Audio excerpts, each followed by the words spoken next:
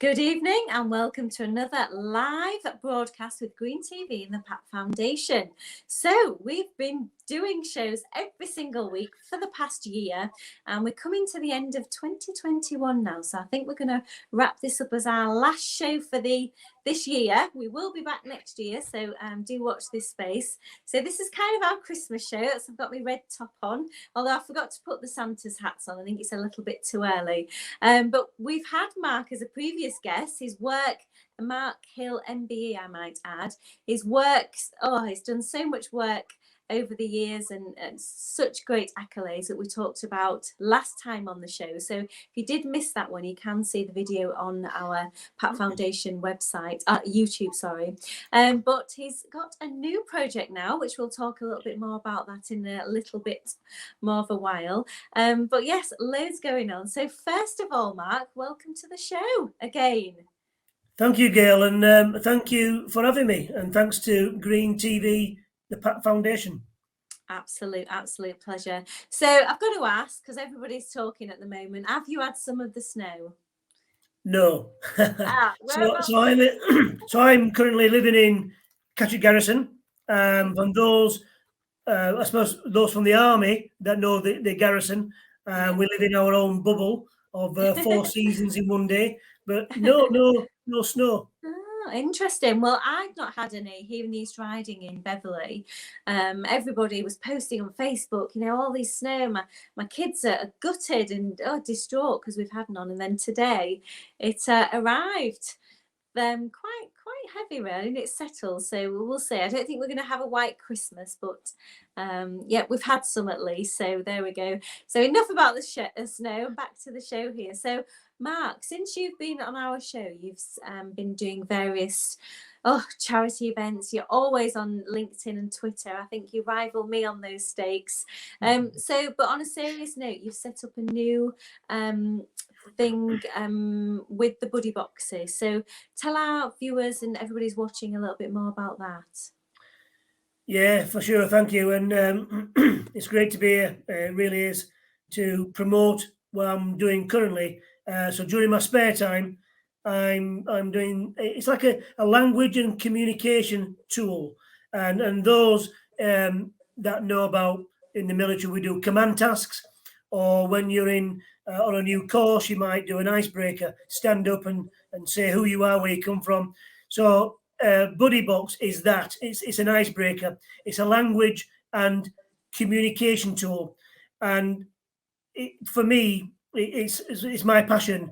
It's digital products and effective communication and languages.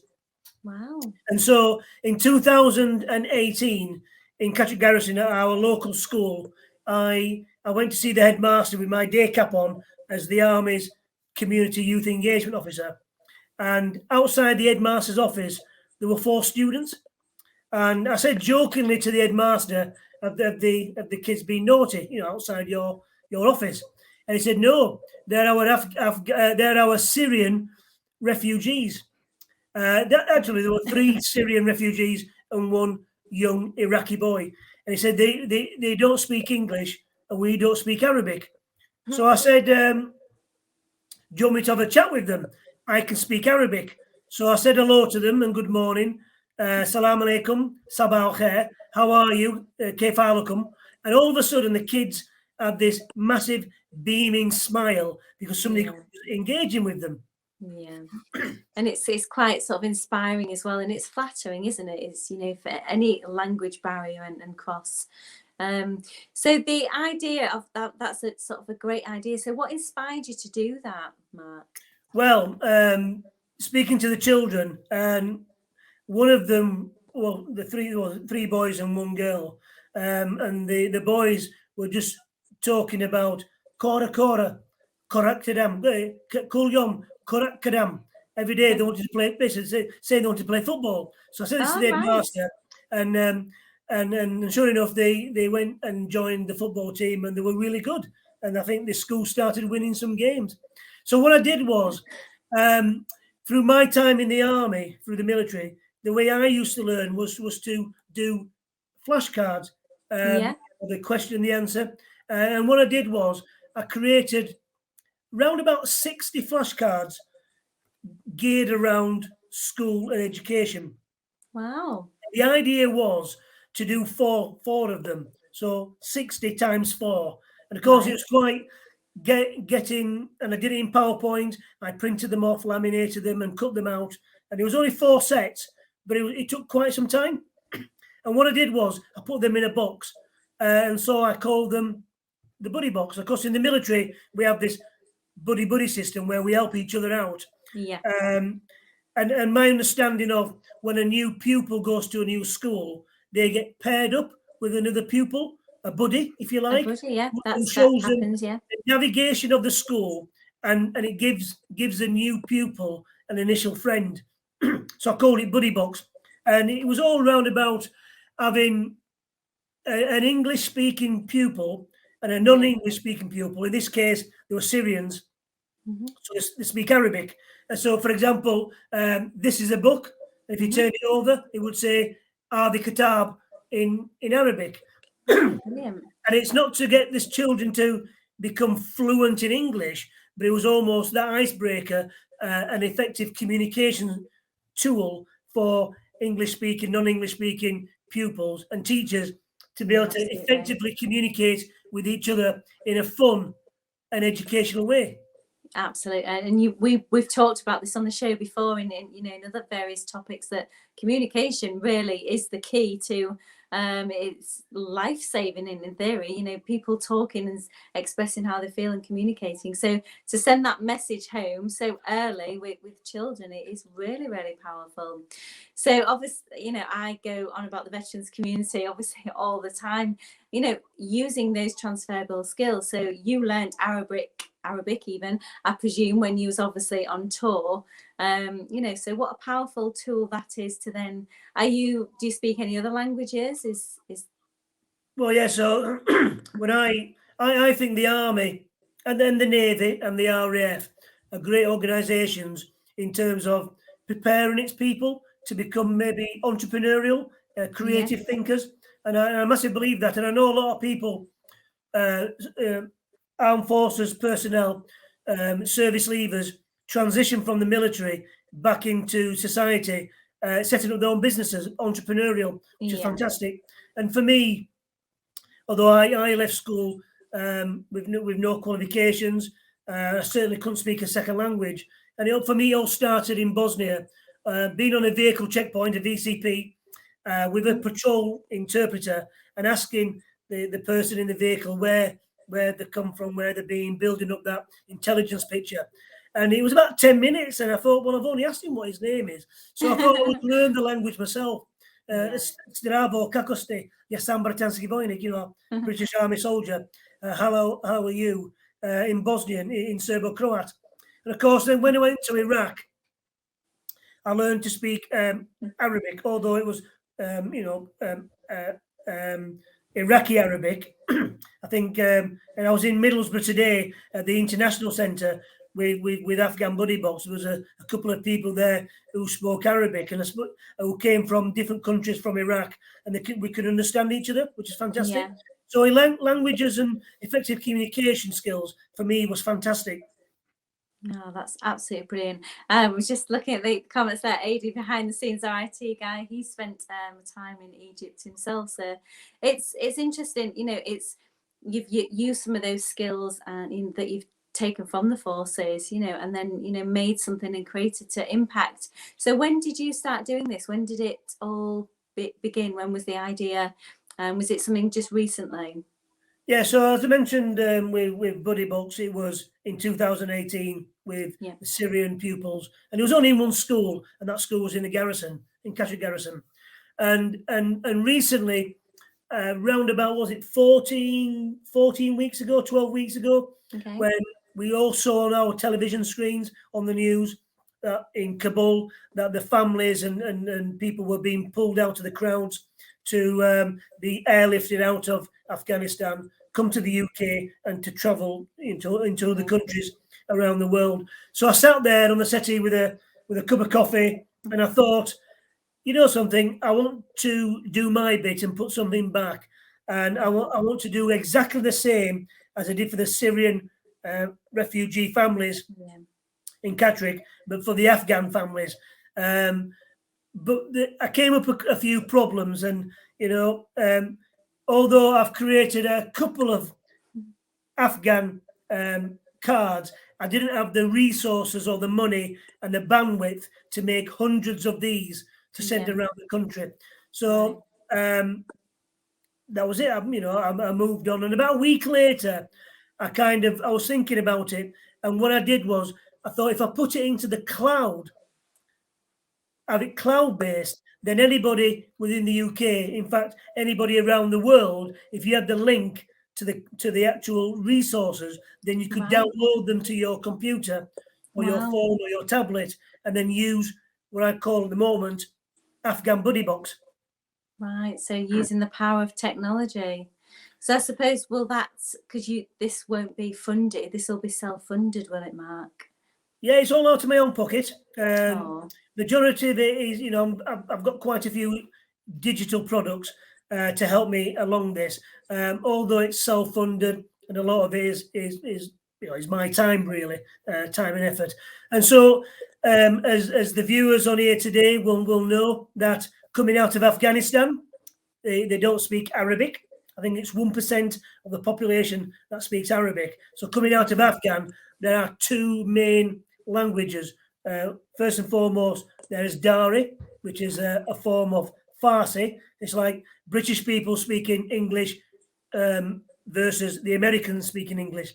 But I think Dari and Farsi is more closely related. And of course, those who are based in Helmand province would know that in that part of the world, they will speak Pashtun, the Pashtun language. So there's two languages to do. So when I come up with the idea of creating Afghan Buddybox, it was doing it twice, if you like, one in Dari and one in Pashtun.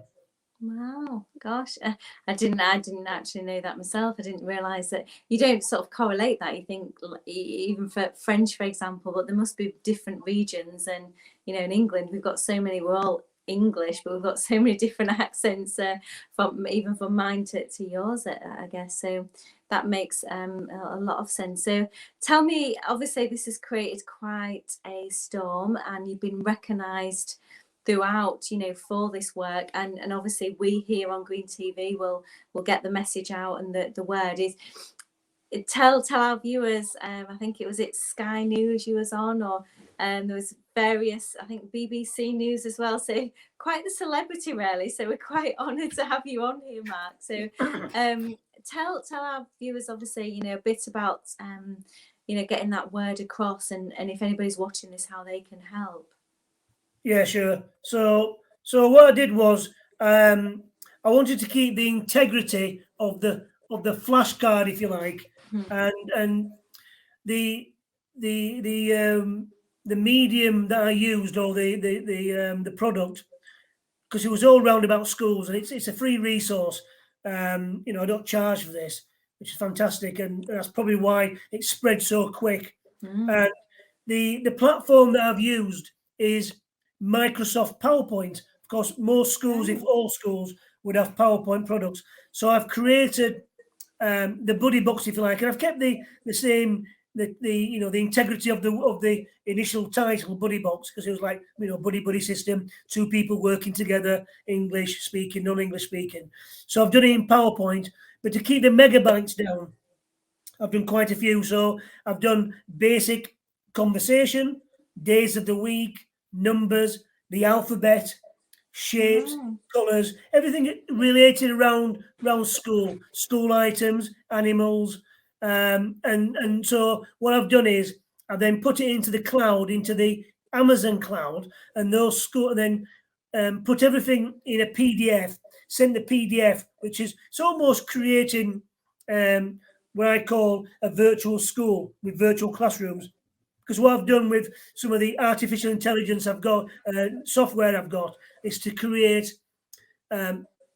real life people in terms of through artificial intelligence who are speakers and deliverers of the product. And so what I wanted to do was, if you can imagine on a PowerPoint slide, having something in English saying For example, this is a book, this is your chair, welcome to your new school.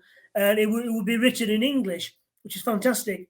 And then what I did was I put an action button, so you click the button and an artificial intelligence voice would say to the effect, welcome to your new school, this is the book, this is your place, this is your chair, this is the library, whatever the case may be.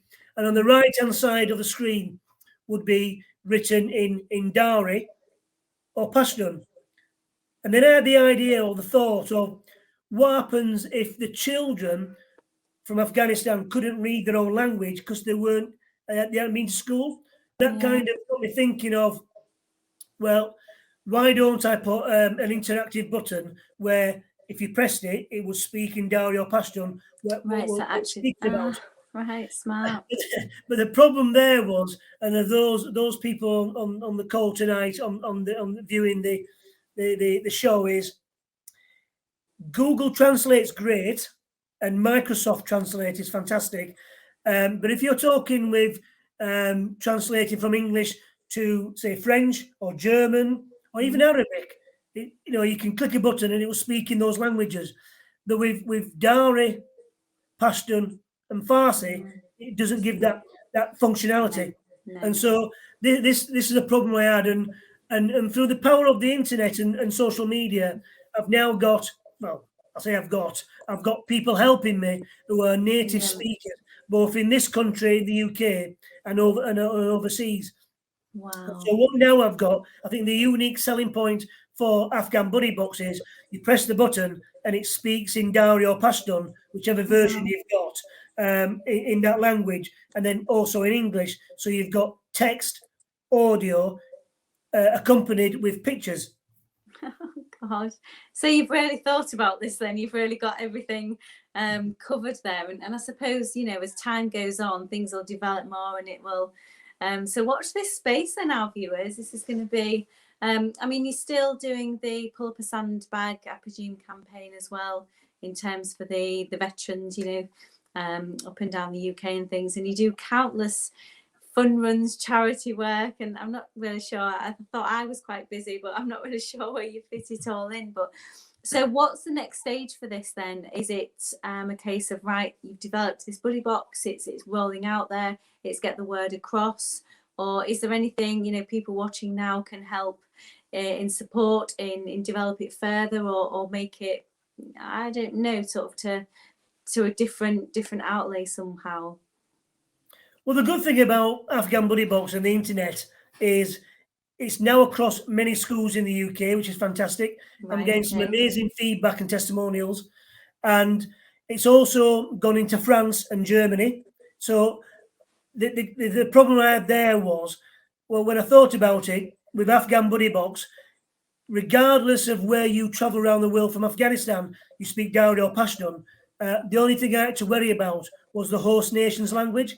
Well, I've got some amazing magical software where it's text to speech and it's using artificial intelligence. So I've now created a French and a German version where take away the English speaking accent and have a German or a French artificial intelligence speaking, and the Afghan language is the same.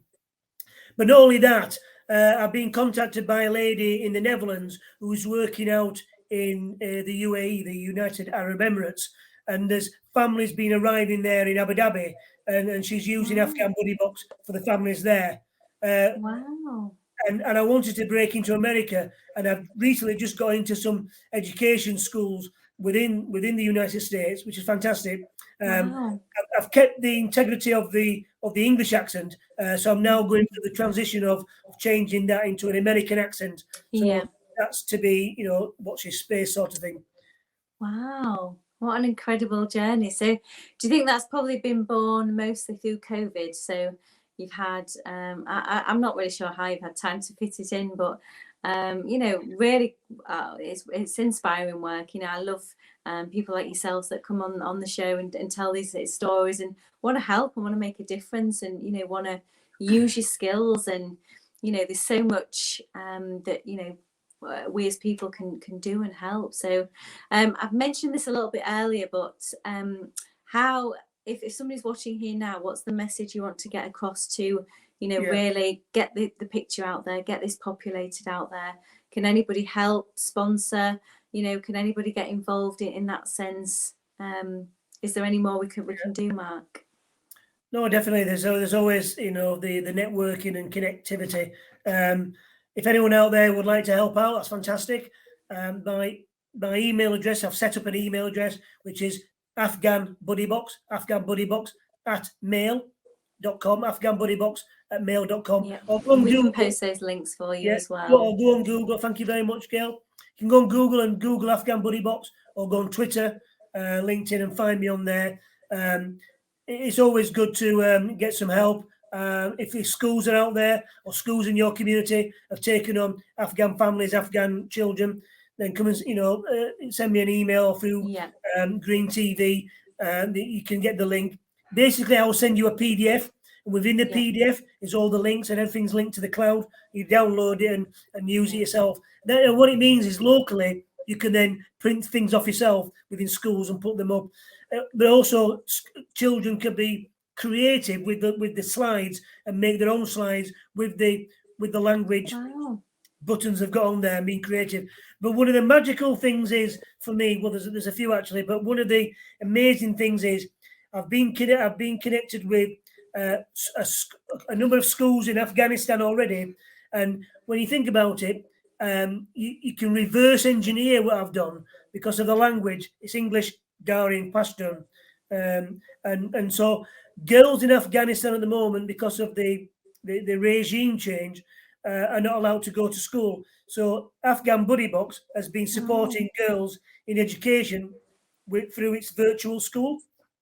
Wow, gosh, that's amazing. That's really amazing. Gosh, well, I'm totally bowled over. That's great work. We shall put here all the links, and we shall, support you, Green TV here for sure. So fantastic. Is there anything you wanted to?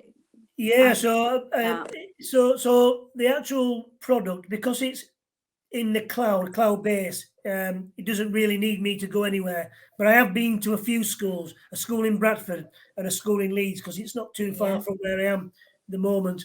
And one of the magical things for me was when I walked into the classroom, I spoke to the teachers beforehand, and there's no interpreters there from the to help them out. And so how do you cope? The kids don't speak English and you don't speak, their language.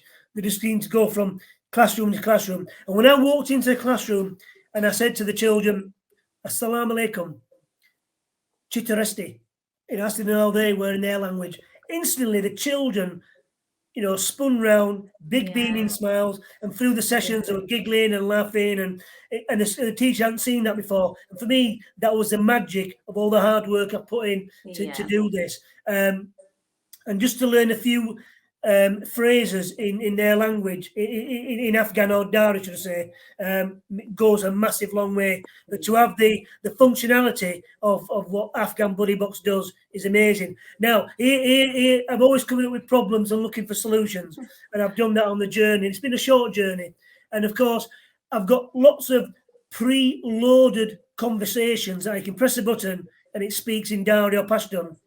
The question is, what happens when the young person speaks back to you? Wow. So what I'm looking to do for the next step is to maybe garner some or get some grants or some funding or wherever. And if any viewers have got any ideas of where funding, can get funding from. Not that I want to make any money out of this, because it's all free. I'm putting my own time and effort and my own money into it. But the funding would help out in terms of, at the moment, in my mind, it's an app or something with artificial intelligence. You can create where you speak in English, and it spits out in whichever language you want, not just Dari or Pashtun, but any language, and speak back. And I think with the technology today, that with funding, we could maybe really make a difference and change people's lives.